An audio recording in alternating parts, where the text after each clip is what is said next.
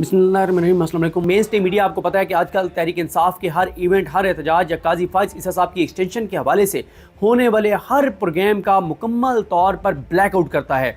किसी TV channel पर तहरीक इंसाफ के वकला का एहतजाज नहीं चलता, तहरीक इंसाफ की एहतजाज नहीं चलते, तहरीक इंसाफ की प्रेस कॉन्फ्रेंसेज नहीं चलती, इमरान खान की आवाज़, बात, पैगाम नहीं पहुँचता। तो ये क्रेडिट जाता है डिजिटल मीडिया को। और ज़ाहिर है तहरीक इंसाफ का अपना सोशल मीडिया बहुत स्ट्रॉन्ग है। ओवरसीज़ पाकिस्तानी उनके साथ खड़े हैं, 99% ओवरसीज़ पाकिस्तानी उनके साथ खड़े हैं। तो फिर जो उनको कंटेंट मिलता है जो सोशल मीडिया को, वो उन यूट्यूबर से मिलता है जो ग्राउंड के ऊपर कर रहे होते हैं। इसीलिए मैंने कल रात को लोगों को कह दिया था कि जो भी यूट्यूबर वहाँ से वीडियो करे, आप उसके नीचे जो ग्राउंड से करें, ठीक है, जो वकला से बातचीत कर रहा हो उसके नीचे कमेंट करें, उसको लाइक करें, उसको शेयर करें, उसके लिंक को व्हाट्सएप ग्रुप्स में डालें और उसको अप्रिशिएट करें उस यूट्यूबर को, उस डिजिटल मीडिया वाले को जो ग्राउंड पे खड़ा होकर इन हालात में आपके सामने आपको रिपोर्ट कर रहा है। आपको पता है कि फार्म 47 वालों की इस वक्त जो मतलब कोई उस तरह से पुलिस भी उनसे नहीं डरती। पुलिस को भी पता है कि किन को जवाब देना है, किन के अंडर हैं, किन के अंडर कमांड हैं। और मोहसिन नकवी साहब के लिए रास्ता खुलना ही खुलना था, सदीक मलिक साहब के लिए रास्ता बताया गया कि नहीं खुला और वो उनको पैदल जाना पड़ा। और ये बात मैं इत्तफाक करता हूँ उनसे, फवाद चौधरी साहब से, जो फवाद चौधरी साहब ने ट्वीट्स किए दो, उन्होंने ये ट्वीट्स किए और बिल्कुल दुरुस्त कहा कि जो यंग वकला हैं इन्होंने मामलात जो हैं वो अपने हाथ में ले लिए हैं। और उन्होंने एक तो ये कहा कि तहरीक इंसाफ के नौजवान वकला ने आज मामलात अपने हाथ में लेकर कमाल कर दिया है। पुलिस वकला के पुरअमन एहतजाज में रुकावट ना बने और नौजवान वकला को पुरअमन एहतजाज करने दें। अल्हम्दुलिल्लाह वकला तहरीक आज से नजर आना शुरू हो गई है। ये बात फवाद साहब की बिल्कुल दुरुस्त है। दूसरा, उन्होंने मुस्तफ़ीन काज़मी साहब के हवाले से कहा कि सीनियर वकील मुस्तफ़ीन काज़मी को पुलिस के ज़रिए अदालत से बाहर करना इंतहाई काबिल मज़म्मत है। काजी फाइज ईसा अमरीत नाफिज ना करें। और जब मुबारक सानी केस में काजी फाइज को गालियाँ दी गई और कत्ल की धमकियाँ दी गई तो काजी फाइज ईसा भीगी बिल्ली बने रहे, लेकिन वकला और PTI के सामने टार्ज़न बन जाते हैं। ये रवैया नाकाबिल कबूल है, ये कहना है फवाद चौधरी साहब का और दुरुस्त का है। देखें, अब आते हैं मुस्तफ़ीन काज़मी साहब जो आज के हीरो हैं, जो आज के मैन ऑफ द मैच हैं। उनके अभी मैं 2 क्लिप भी आपको सुनाऊंगा। मुस्तफ़ीन काज़मी साहब जो है ना, ये असदुल्ला खान साहब ने जिस तरह अपनी वीडियो में मैं उनको सुन रहा था, उन्होंने दुरुस्त कहा कि ये वो वकील हैं। एक तो जियो जो है वो झूठ चला रहा था और फिर टीवी चैनलों को रब्ता किया गया और उनको हुक्म दिया गया कि मुस्तफ़ीन काज़मी वाला मामला आपने नहीं चलाना, ये खबर नहीं चलानी। और वो मुस्तफ़ीन काज़मी साहब को चला रहे थे PTI के वर्कर। वो ठीक है, इस वक्त इमरान खान के साथ जो भी है वो ख़ुद को, जो उनकी जमात में है, वो उनको इमरान खान का वर्कर कहलवाना उसको पसंद है। लेकिन मुस्तफ़ीन काज़मी साहब जो हैं वो सीनियर वकील हैं, बड़े ज़बरदस्त शख्सियत के मालिक हैं। और इमरान खान जहाँ की कॉल देते हैं मुस्तफ़ीन काज़मी साहब वहाँ पर पहुँचते हैं और ना सिर्फ खुद पहुँचते हैं, अपने दोस्तों को लेकर पहुँचते हैं और पूरी कंपेन कर रहे होते हैं, व्हाट्सएप ग्रुप्स में मैसेज कर रहे होते हैं, इंडिविजुअली मैसेज कर रहे होते हैं। और कभी उनको ये लालच नहीं है कि मुझे कोई सेनेटर बना दें या मुझे कोई और ओहदेदार बना दें। तो वो बड़ी ज़बरदस्त शख्सियत के मालिक हैं और बड़े ज़बरदस्त और ख़ूबसूरत इंसान हैं। तो आज उन्होंने बड़ी जुर्रत की। अच्छा, अब हुआ क्या? हुआ ये कि देखें, जब भी हमें बहुत से वकला से बात होती है तो वो कहते हैं कि काजी फाइज ईसा साहब की अदालत में बैठना ना, जो भी बैठेगा वो ब्लड प्रेशर का मरीज़ हो जाएगा। और मैंने एक वकील साहब को कहा कि आप क्यों ऐसा कहते हैं?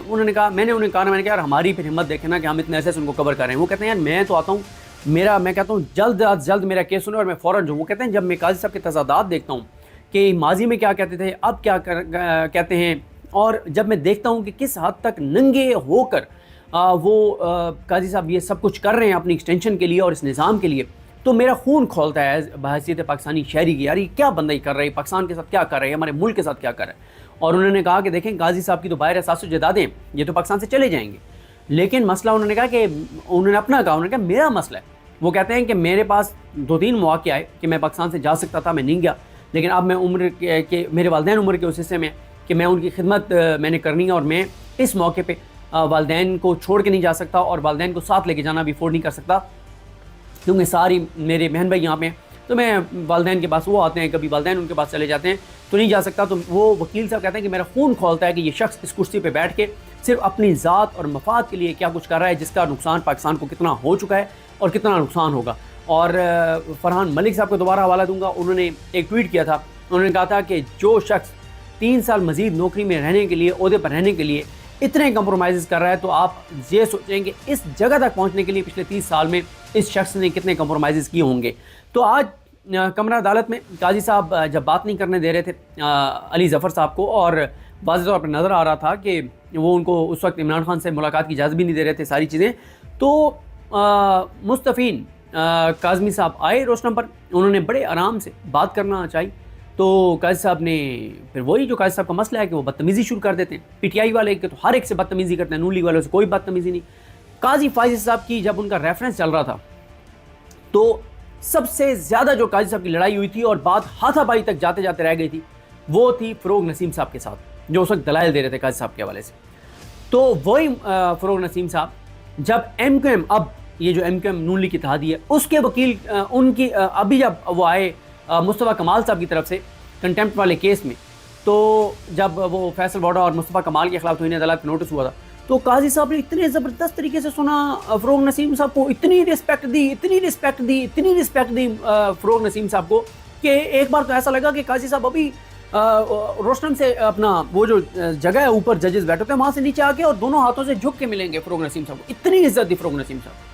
اور یہی فروغ نسیم صاحب کے حوالے سے ہم نے اپنی آنکھوں سے دیکھا ہوا ہے کہ بات ہاتھ پائی تک ایک موقع پہ ایسا لگا کہ قاضی صاحب ابھی فزیکل حملہ کر دیں گے فروغ نسیم صاحب پر. کیوں؟ اس وقت فروغ نسیم صاحب پی ٹی آئی کے ساتھ کھڑے تھے، آج ایم کیو ایم کے ساتھ کھڑے اور ایم کیو ایم نون لیگ کے ساتھ کھڑی ہوئی ہے، تو قاضی صاحب کا رویہ 100% بدل گیا.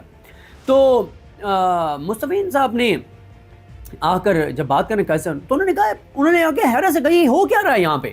ٹھیک ہے، یہ ایسے ہی آپ کو میں مثال دوں جیسے ہم سب یہ ایکسپیرینس کرتے ہیں کہ جیسے باپ گھر میں نہ ہو نا اور بچے ادھم مچا دیں اور ہر چیز ادھر ادھر کر دیں اور پورے گھر میں ایک تماشا لگا دیں، اور اچانک باپ گھر میں داخل ہو اور دیکھے تو وہ کئی حیران ہو گئے ہو کیا رہا ہے، یہ کر کیا رہے ہو، یہ ہو کیا رہا ہے اس گھر میں. انہوں نے بھی ایسے کہا، انہوں نے کہا یہ ہو کیا رہا ہے یہاں پہ. ٹھیک ہے، انہوں نے کہا کہ تم فراڈ حصہ ہو، تم قاضی فاضی صاحب نے تم فراڈ حصہ ہو، تمہیں بیٹھنا نہیں چاہیے، غیر آئینی بینچ چاہیے، غیر قانونی بینچ چاہیے. کن لوگوں کو ساتھ بٹھا کے تم یہ سارے کچھ کر رہے ہو.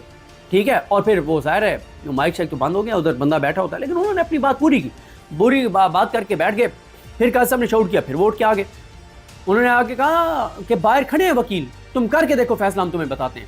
ٹھیک ہے، اور کوئی یہ نہیں تھا کہ انہوں نے کہا کہ ہم کو فزیکل خدا نخواستہ اٹیک کر دیں گے، ایسا نہیں ہے. انہوں نے یہی کہا کہ ہم پروٹیسٹ کریں گے، اور پروٹیسٹ انہوں نے کیا بھی.